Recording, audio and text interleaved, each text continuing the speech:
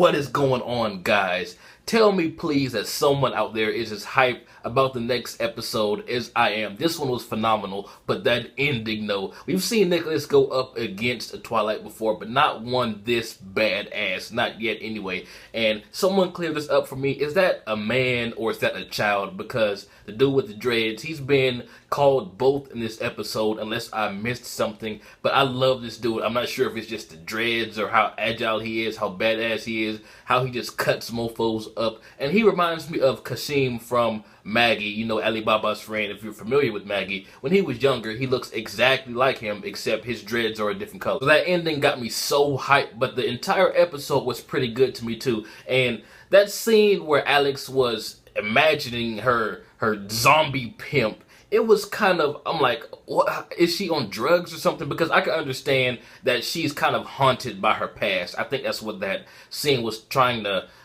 symbolize. But to full on see blood dripping and your pimp back from the dead saying that, you know, you're a whore basically and the guys that you're with now is going to use you, there has to be something more than just, you know, her not wanting to go back to that life. Because, I mean, just manifestations of people and blood and like as vivid as that daydream was, I don't know what's going on with her. And we also got some backstory between Wallace and Nick. I love how Nick he was just so nice and he couldn't speak very well back then. He can speak a lot better now. And Wallace, his upbringing was very interesting. Like, I don't exactly see what was so bad about it at first. I mean, he just seems like a rich kid that doesn't like to be rich. I mean, I think there's something going on with his mother and father, because one of the maids, I think, mentioned something about his dad having a prostitute or something, but I can't exactly gauge why he's so irritated. It's obvious that his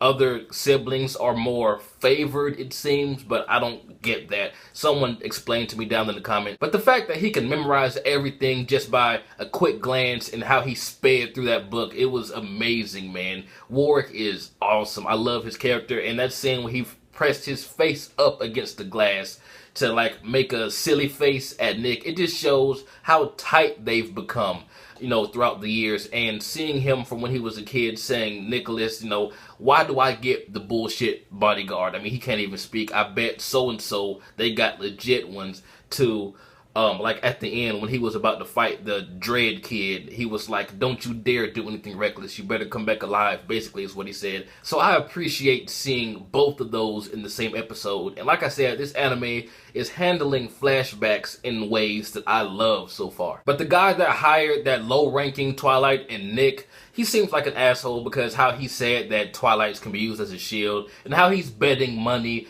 on Nicolas's and the other Dread kids on their lives. I don't know, he just kind of rubbed me the wrong way. I'm not sure if he is an asshole, but just everything about him screams asshole. But I love that Dread kid, dude. I don't think we got a name. If we did, I was probably biting into some pizza or looked away at my phone for a split second when they said it, but I did not see it. And I just love how he was just Mario wall jumping all over the place. He fucked those dudes up. And it's funny because I didn't even have any pizza today. I don't know why that was my go-to thing to say.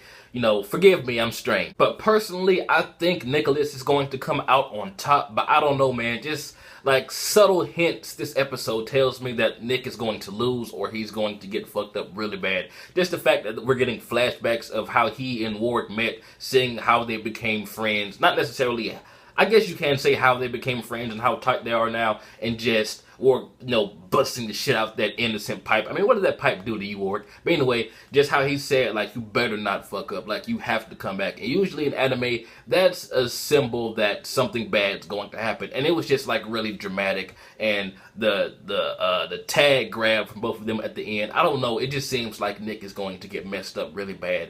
No spoilers down below if you read the manga.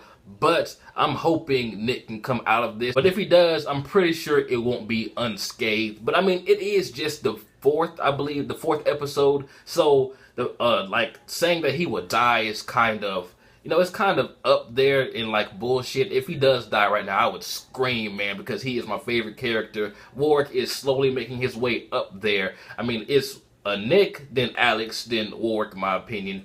But just seeing, like, Worick's attitude, seeing where he came from, is getting a little bit more respect from me. Not saying that I disrespected him in the first place, but I don't know. I just like Alex's character, how she's just willing to trust these guys and, you know, try to get herself on the right path. Whereas Nick and Worick, they seem like they don't even give a damn about the right path. So I kind of respect her a little bit more for that. But Worick is fucking awesome, man. Just the fact that he's a mercenary and a gigolo. I mean, come on. Those are like the two most badass jobs any man can have. Neither are legal, but both are badass. And I love the relationship between Nick, Worick, and, God, I forgot his name. I think his name is Chad. You know, the older guy who said he was 56 this episode. I wouldn't necessarily say that he's like a father figure, but he did watch them grow up from at least 16 or 17 years old, and they're both 30-something now, you know, confirmed in this episode. So I just love their relationship. Like, in the first few episodes, you know, they were like, we better not piss him off, and he was giving them all type of threats. He has them in handcuffs, but he's like, okay, I don't suspect you, but let's just go through this bullshit. Like, he's really looking out for them, although they're in this dangerous line of work. So I'm digging his character more too. Tell me what you guys think about this episode. What is going to happen between Nick and that other Twilight man? He seems so quick, so agile. I mean, Nick does too, but I mean, it's like a new generation versus an older generation. That's what it looks like this battle is setting up to be. Like a new, young, quick Twilight versus an experienced, quick Twilight. So who knows who's really going to come out on top on this. But anyway, tell me what you guys think. This has been jbDAuchiha. Like, comment, subscribe, and I'm out.